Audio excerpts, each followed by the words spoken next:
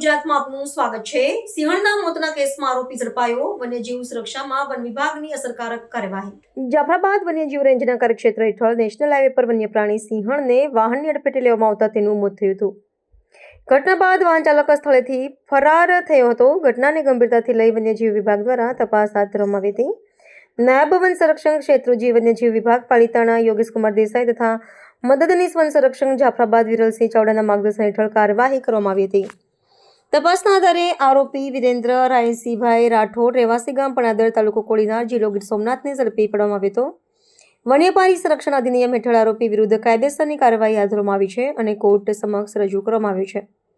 ગીર વિસ્તાર વન્ય પ્રાણીઓની અવરજવર ધરાવતો હોવાથી વાહન ચાલકોને માર્ગ પર સાવચેતી રાખવા અપીલ કરવામાં આવી છે। વન્ય પ્રાણીઓનું સંરક્ષણ દરેક નાગરિકની જવાબદારી છે। રોડ પર કોઈ વન્ય પ્રાણી અકસ્માતગ્રસ્ત જોવા મળે તો તાત્કાલિક વન વિભાગનો સંપર્ક કરવા અપીલ કરવામાં આવી છે। સર, ઘટના આખી કેવી રીતે બની? સિંહની ઉંમર કેટલી હતી અને વાહન ચાલક છે તેમને વન વિભાગ દ્વારા ક્યાંથી અને કેવી રીતે પકડી પાડવામાં આવ્યો છે? ગતરોજ એટલે કે 31 જાન્યુઆરી 2026ના રોજ અંદાજિત સાંજના 7 થી 7:30 વાગ્યાની સમયગાળામાં જાફરાબાદ રેન્જના કાર્યક્ષેત્રમાં આવતા નાગેશ્રી બીટના નાગેશ્રીના ગામે જે ભાવનગર સોમનાથ કોસ્ટલ હાઈવે પસાર થાય છે ત્યાં નાગેશ્રી ટોલ બૂથ છે એની એક્ઝેક્ટ 500 મીટરની આસપાસ એક અજાણ્યા ઈસમ દ્વારા પૂરપાટ ઝડપે વાહન ચલાવીને એક માદા સિંહણનું મૃત્યુ નિપજાવેલ। માદા સિંહણની ઉંમર અંદાજિત 5 થી 9 વર્ષ હતી।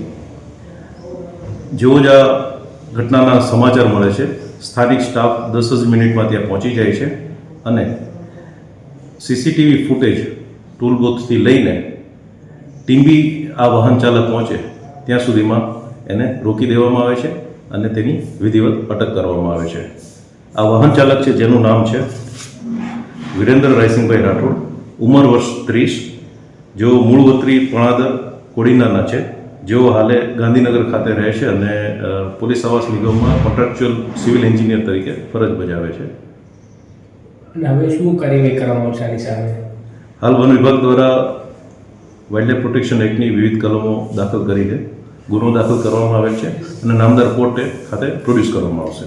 સર, સતત આ પ્રકારની ઘટનાઓ બને છે, 2 સિંહોના મોત થયા, એક દીપડાના। વન વિભાગ હવે શું કાર્યવાહી કરશે? માર્ગ ઉપર સતત આ પ્રકારની ઘટના બને છે, વાહન ચાલકોને શું અપીલ કરશે? વાહન ચાલકોને ખાસ અપીલ એ જ કરવાની છે કે જ્યારે રાજુલાથી ઉના તરફ જતો રસ્તો કે જ્યાં આ લાયન મૂવમેન્ટનો વિસ્તાર છે, વન વિભાગ દ્વારા સ્થળે સ્થળે આ બાબતના સાઇનેજ બોર્ડ પણ મૂકવામાં આવ્યા છે। અંદાજે 10 કિલોમીટરમાં 5 થી 6 જગ્યાએ સ્પીડ રિસ્ટ્રિક્શન સાથેના સાઇનેજ બોર્ડ પણ મૂકવામાં આવ્યા છે। તો એ સાઇનેજ બોર્ડને ધ્યાને રાખીને ગતિ મર્યાદામાં વાહન ચલાવશે તો આ એક વન્યજીવ સિંહનો અમૂલ્ય વારસો આપણે જાળવી શકીશું।